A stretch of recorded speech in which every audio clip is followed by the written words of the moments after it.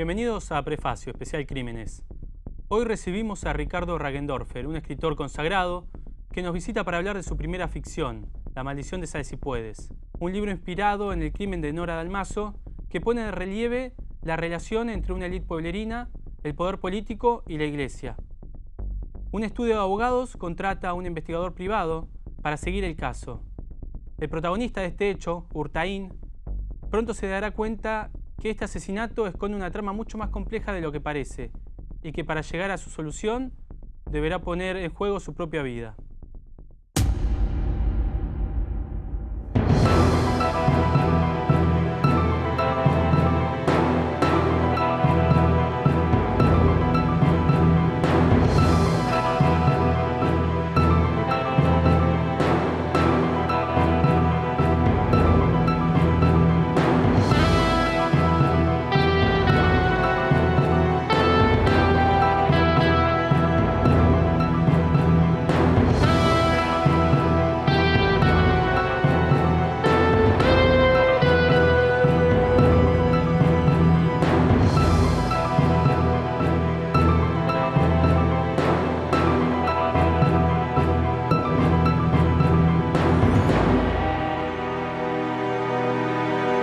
Bueno, Ricardo, primero, bienvenido. Gracias. Es un honor tenerte acá. Igualmente.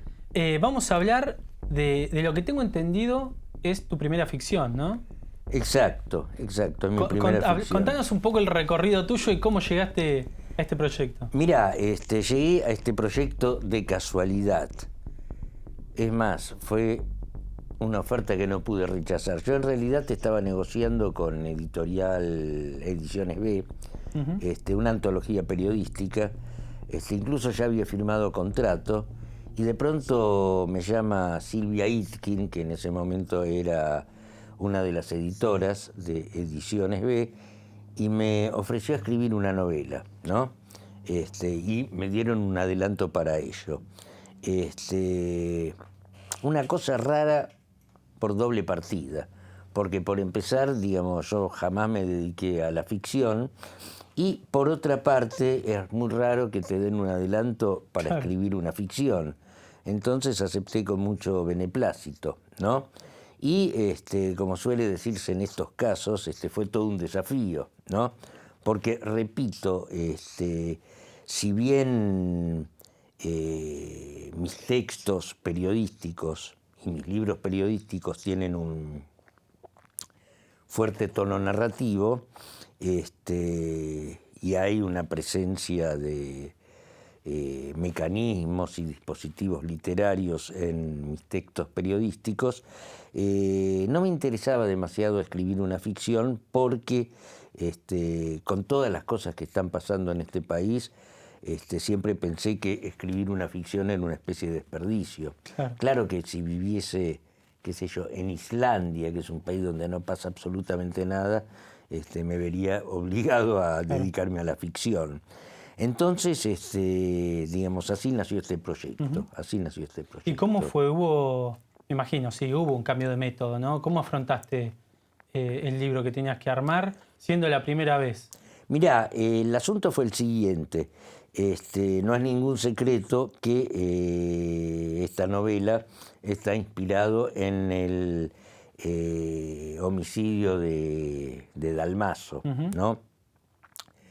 Y ese era un requerimiento del editorial, que estuviese inspirado en un caso real. Supongo que tendrían algún motivo de marketing. Eso para ellos lo dejaron abierto, digamos, la decisión fue tuya. ¿Elegir este caso? Claro. Exactamente. Y lo elijo por dos razones. Porque, digamos, no estaba resuelto y porque yo no lo laburé periodísticamente. Porque si yo hubiera laburado sobre un caso, si yo hubiera escrito una novela inspirada en un caso sobre el cual laburé, un caso que cubrí periodísticamente, tal vez mi apego a los detalles recolectados durante esa investigación periodística tal vez hubiesen malogrado o entorpecido mi travesía a través de la ficción. Pero, digamos, aclaro que no está basado, sino inspirado. En consecuencia, mi intención no era demostrar por la vía de la ficción, digamos, una determinada hipótesis de ese hecho no resuelto. Por el contrario, esa imposición, digamos, traté de cumplirla,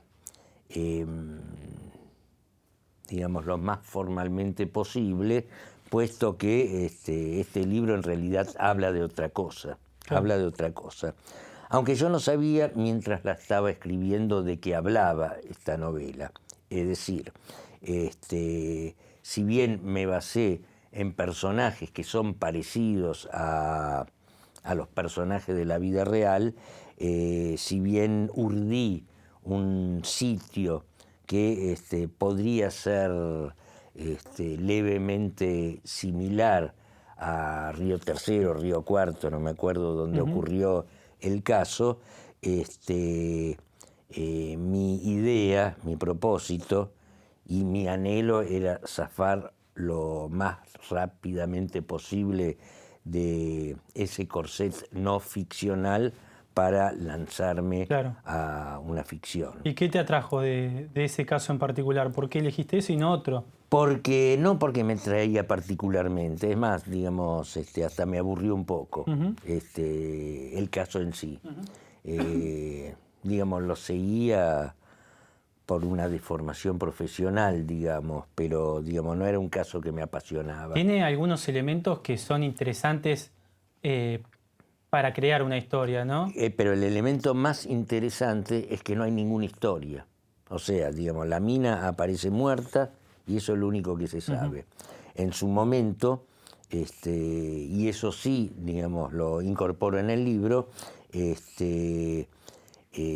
los investigadores, es decir, el fiscal y los policías que andaban por ahí, pensaron que lo iban a solucionar rápidamente a partir de la identificación genética del presunto homicida a través del ADN que se iría a encontrar en el hisopado que rescató algunas muestras de semen. Dalmaso había fallecido después de tener una relación sexual, inmediatamente después. Pero ahí se dio un caso que yo lo incorporo a la novela y lo describo de la siguiente manera.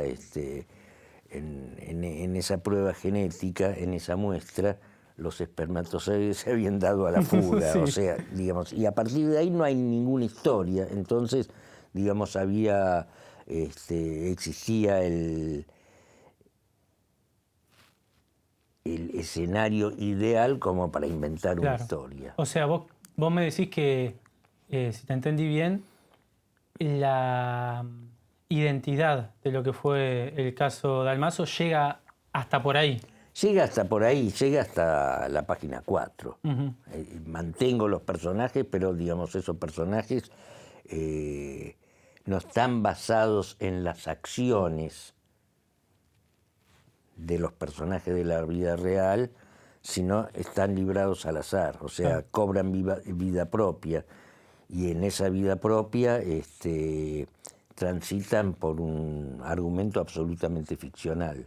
¿Y cómo es, y esto creo que es muy personal porque me imagino que hay un método, pero todos tienen un método distinto, por lo menos algún tinte personal? ¿Cómo fue el armado de lo que fue la historia? ¿Cómo la pudiste ir haciendo? ¿Sos una persona que escribe de corrido y lo logra? ¿Lo diagramaste? ¿Cómo? Mirá, digamos, fue... Digo, perdóname, porque hay mucho recoveco, mucho intríngulis, si se quiere, ¿no? Claro, digamos, en una crónica de un hecho que sucedió, todas las crónicas están basadas en hechos reales, el ingrediente, si se quiere, literario de volcar esa historia al papel es que administras los hechos y las circunstancias o sea, pones los hechos y las circunstancias de una historia real al servicio de un relato. Entonces, digamos, administrás todas esas piezas. Acá las tenés que inventar. Acá las tenés que inventar. En ese sentido, yo empecé a escribir, confieso, sin saber cómo va a terminar, sin saber,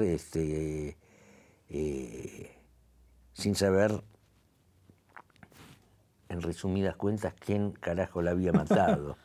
Y a medida que iba avanzando en la escritura del texto, en la escritura del borrador, las cosas iban cuajando, o sea, digamos, iban apareciendo personajes, los personajes que ya estaban empezaban a adquirir, digamos, características muy particulares. Algunos de ellos están basados en personajes de la vida real, pero por otra parte no. Trataba de que no se note eso. El personaje central, el tal Urtaín, por ejemplo, el nombre Urtaín fue una especie de homenaje al único boxeador de relevancia internacional que tuvo el pugilismo vasco, Manuel Urtaín, que era un boxeador de la década del 70, pero el tipo no se parecía en nada al Urtaín de la novela, ¿no? A medida que iba escribiendo, o sea, digamos, tardé varios capítulos en ponerle nombre. Hasta ese momento Urtaín era simplemente X. Y tardé también bastante en que ese personaje adquiriera rostro, rasgos, voz, características.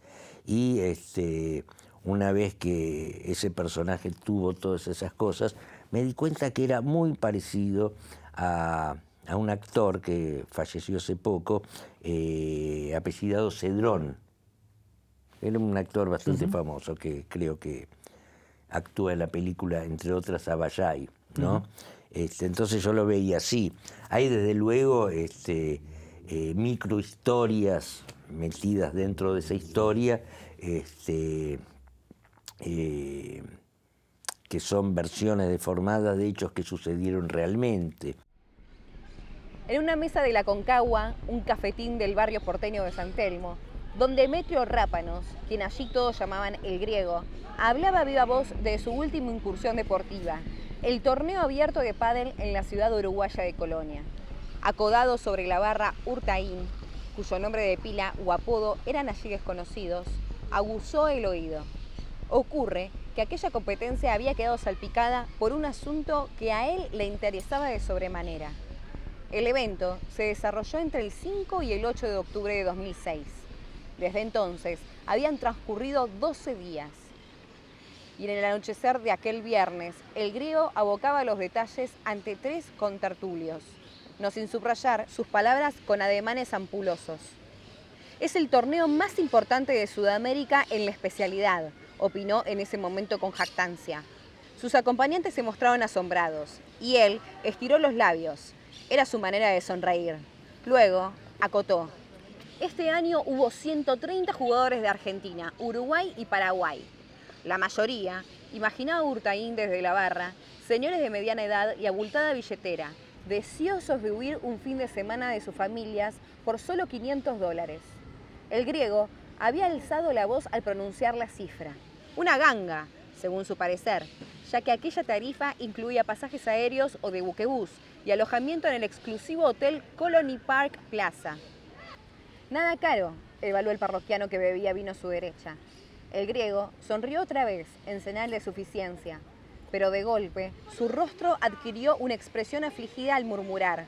Después, en fin, pasó lo que pasó. Yo te iba a preguntar qué tanto pesaba la experiencia de casos que uno escuchó o trató o vio en primera persona, cubrió en primera persona, mejor dicho, porque me imagino que es inevitable que algo de eso caiga en la historia esta, ¿no? Sí, desde luego. Por ejemplo, digamos, Urtaín es un can exonerado por una boludez, no por un delito grave ni por un ni por un hecho de corrupción, que puchereaba haciendo peritajes para agencias de seguro por pocos mangos. Y de pronto le cae ese caso, ¿no? Y lo rajan. ¿Por qué lo rajan? Entonces, digamos, me rompí la cabeza tratando de determinar por qué lo rajan de la cana, porque se le suicida un detenido, un cuádruple homicida. Y ese cuádruple homicida está basado en un caso que yo cubrí, el cuádruple homicida de Quilmes, solo que, digamos, en la novela, en un mismo día, mata a la mujer, a la exmujer, al marido de la mujer y al padre, a su propio padre, en Villa Lugano, no en Quilmes como había sucedido realmente. Después, por ejemplo, hay unas escenas en el zoológico y ahí, digamos, meto la historia del elefante que estaba ahí, porque, digamos, de puta casualidad encuentro la historia de un elefante que estaba en el zoológico de Córdoba, que en realidad había sido hace más de 60 años, viste que los elefantes viven mucho, sí, elefante de un circo y mató al domador, sí, ¿no? Entonces, el palomo, que a su vez está basado en el que hace policiales en el Canal 9, creo, en el Canal 26, el Pájaro Fernández, sí, le dice a Urtain, ¿ves ese? Ese es el preso más antiguo del país, ¿no? Y le empieza a contar la historia. Entonces, brillante. Medio que, digamos, así se van metiendo algunas historias, ¿no? Hay muchas cosas, por ejemplo, hay muchos chistes propios que nadie entiende. Por ejemplo, en un momento dado tienen que ir a un lugar bastante peligroso y el Palomo, el periodista, que era un periodista de una señal televisiva, ofrece ir en el móvil del canal de televisión en el que laburaba, que era un móvil ploteado. Entonces Urtain le dice, no, si vamos acá, vamos a pasar tan desapercibidos como una tarántula en un plato de leche. Entonces el Palomo le dice, esa frase se la afanaste a Chandler. Y él le dice, no, la saqué de una película de presos. Y la historia de esto, que es irrelevante literariamente, bueno, pero es interesante, es así. Digamos, hace unos años llevan al cine una crónica mía sobre una fuga de Devoto, ¿no? El túnel de los huesos, que la filma Nacho Garacino. Es un largometraje que se estrenó hace unos años con Raúl Taibo, que creo que es la única vez que hace un papel dramático. Y yo hago ahí un cameo en el cual hago de preso, que le dice a Raúl Taibo que está llamando la atención. Entonces decido hacerle un homenaje a Chandler y le digo, estás pasando tan desapercibido como una tarántula en un vaso de leche, ¿no? Entonces cuando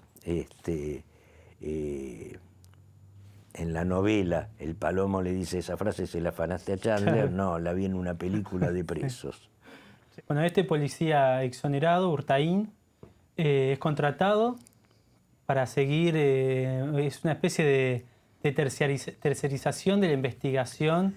Sí, o sea, como suele suceder, hay una cosa, que hay un problemita que tiene la novela policial argentina. Es que, digamos, en la vida real no hay detectives, salvo alguno que se dedica a fisgonear a algún marido infiel, pero no hay detectives ni tampoco estos detectives tienen los tipos que persiguen a maridos adúlteros, tienen placet para investigar casos más pesados que tienen que ver con delitos contemplados por el Código Penal. Entonces, cuando uno necesita un personaje protagónico que investigue una historia dentro de la novela policial argentina, generalmente es un periodista o algo por el estilo. un lugar común. Entonces, digamos, ya de por sí es una dificultad, y elegir un policía exonerado con esas características, un auténtico perdedor, un tipo que, digamos, había sido cana, pero no era un hijo de puta, fue realmente costoso construirlo. En segundo lugar,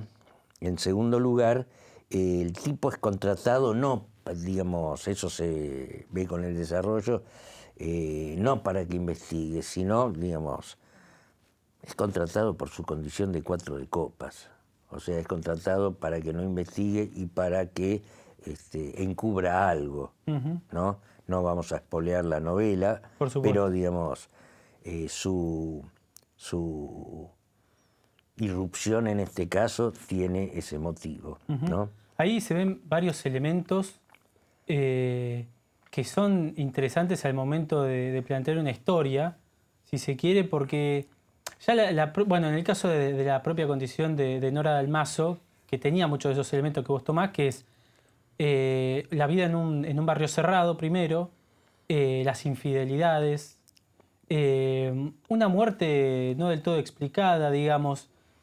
Contanos cómo, un poco como para ir cerrando, porque tampoco la idea es, como vos decís, espolear la historia, pero contanos qué elemento tomaste vos de estos como para hacer más interesante la historia, y cuál creés que fue el elemento central que vos utilizaste para poderla hacer atrayente. Mira, mientras la estaba escribiendo, yo estaba avanzando sobre un camino a ciegas en el cual me resultaba absolutamente plausible todo el trayecto que iba tomando el argumento. Pero no sabía el final, como dije al principio, y es más, digamos, llegué al último capítulo y estuve 15 días parado tratando de darle un final decoroso, ¿no? Hasta que se me ocurre, pero hasta ese momento no lo sabía. Lo que sí, en la escritura hay una especie de misterio, ¿no? En el sentido de que uno, de algún modo, y eso también pasa a veces con las investigaciones sobre casos reales, no sabes a dónde te va a llevar ese trabajo, ¿no? O sea, desde luego empezaste a laburar sobre un esquema, sobre una idea que te va llevando por diferentes caminos, pero te va llevando por diferentes caminos, y eso significa que vos has dejado de controlar lo que escribís, y lo que escribís te entra a controlar a vos. Y en ese sentido, lo que más me impresionó de la novela, una vez que la terminé y una vez que la leí, fue que, sin haber sido mi propósito, en realidad escribí un libro, escribí una ficción que explora de algún modo el comportamiento de una clase social, elevada, provinciana, y su comportamiento durante tanto la última dictadura como durante el menemismo, ¿no? Yo pienso que La maldición de Sal Si Puedes es un libro sobre eso. Ahora, frente a esas cosas inciertas que te depara la escritura de un relato, te voy a contar una cosa que me pasó. Tenía que entregar la novela, estaba atrasado como siempre me pasa, porque a veces pienso que mi vida es una absurda carrera contra la fecha de entrega, y me invitan a Córdoba a dar una charla en principios de marzo del 2015, ¿no? Yo ya estaba terminando la novela, me faltaba el último capítulo, y de hecho lo terminé en ese viaje, ese libro lo terminé en ese viaje. Entonces llego a Córdoba, me vienen a buscar en un taxi al aeropuerto y me llevan al hotel al cual me habían alojado. Me parecía conocido los alrededores, estaba enfrente de la plaza. Me alojé en el mismo hotel donde se alojaba Urtaín. Yo estaba en el piso de abajo de donde estaba Urtaín mientras yo estaba escribiendo la novela sobre Urtaín. Muy bueno. Es una anécdota bretoniana casi. Bueno, Ricardo, autógrafo.